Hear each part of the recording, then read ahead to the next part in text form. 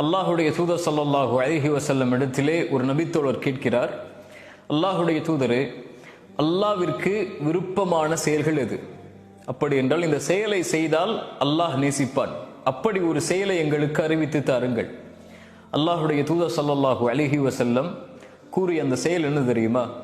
அஸ்ஸலாத்து அலா வக்திஹா, தொழுகையை அதனுடைய நேரத்தில் தொழுதல். தொழுகைக்கென்று நேரம் இருக்கிறது. ஃபஜ்ர், லுஹர், அஸர், மக்ரிப், இஷா, இந்த 5 ஃபர்தான தொழுகைகளுக்கும் அதற்கென்று குறிப்பிடப்பட்ட நேரம் இருக்கிறது. கிதாபம் மௌகூதா, இறை நம்பிக்கையாளர்களுக்கு தொழுகை நேரம் குறிப்பிடப்பட்ட கடமை. அந்த நேரத்தில் தான் அந்த தொழுகையை ஒருவர் தொழ முடியும். ஒருவேளை வேண்டுமென்றே ஒருவர் தொழுகையை விட்டால் அவர் எத்தனை முறை அதற்கு பிறகு தொழுதாலும் அவர் விட்ட அந்த தொழுகையுடைய கூலியை ஒருபோதும் அடைய முடியாது.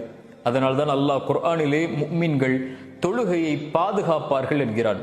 அல்லாஹ்வை அஞ்சக்கூடியவர்கள் தொழுகையை பேணுவார்கள். யுகீமூனஸ் ஸலா, தொழுகையை பேணுவார்கள் என்று அல்லாஹ் ரப்புல் ஆலமீன் சொல்கிறான்.